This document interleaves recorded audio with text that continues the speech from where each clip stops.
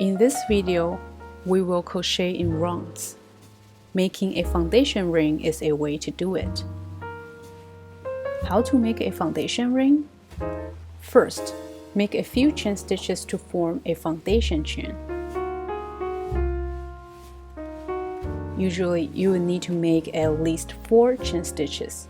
A pattern will tell you the number of chain stitches to make. In the example here, we made 1, 2, 3, 4, 5, 6 chain stitches to form the foundation chain. Then, make a slip stitch into the first chain stitch we made.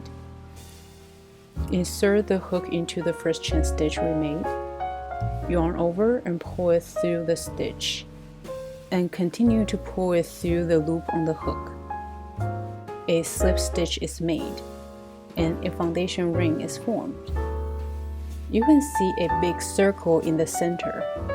When making the first round, we will make stitches into this center circle. As an example, we will make a round with single crochet stitches.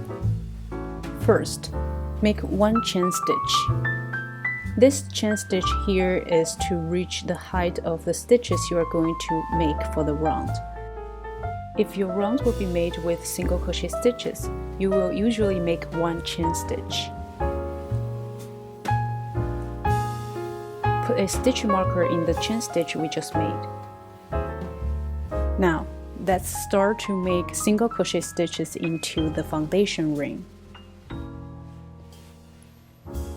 The steps to make a single crochet stitch are the same. The only difference is where we insert the hook.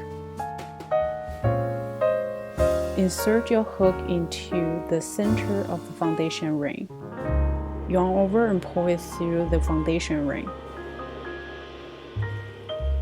Yarn over again and pull it through both loops on the hook. 1 single crochet stitch is made into the foundation ring.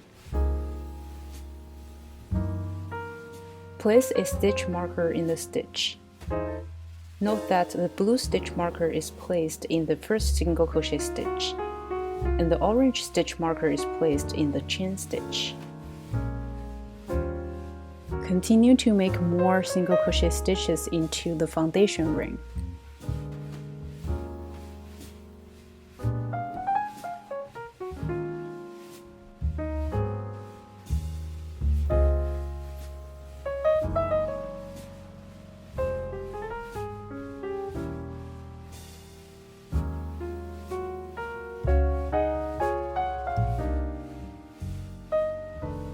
A pattern will tell you how many stitches to make for the round.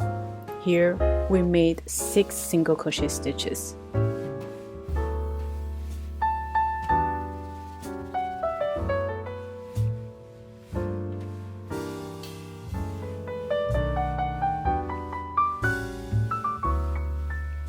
The loop on the hook does not count as a stitch, so starting here, look for the V shape. 1, 2, 3, 4, 5, 6. This stitch is marked with the blue stitch marker, and this is the first single crochet stitch we made in this round.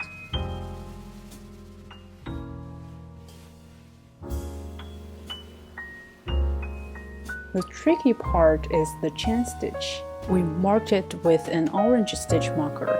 This chain stitch also shows a V shape. Do we count it? It depends on the pattern. If it's considered a stitch, we will count it into the total number of stitches in a round and work into it in the next round.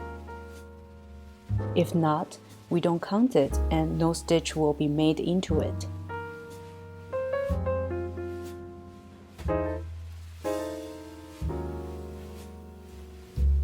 Also, depending on a pattern, you might need to close the round or join the round by making a slip stitch.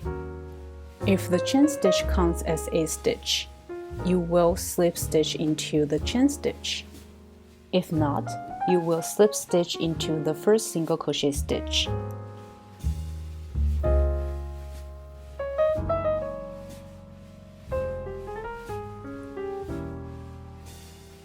Usually, for a round made with single crochet stitches, the chain stitch is not considered a stitch.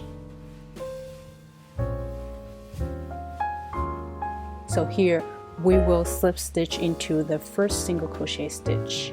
It's easy to mistake the V shape of the chain stitch and the V shape of the first single crochet stitch. Using stitch markers can be helpful. You don't need to always mark both stitches, but I do recommend marking at least the one that you will slip stitch into. Here, let's slip stitch into the first single crochet stitch.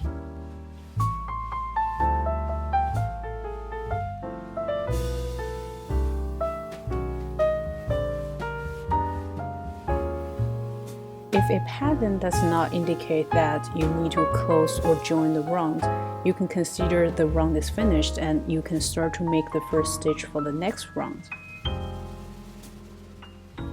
As mentioned before, for a round made with single crochet stitches, usually the chain stitch is not considered a stitch.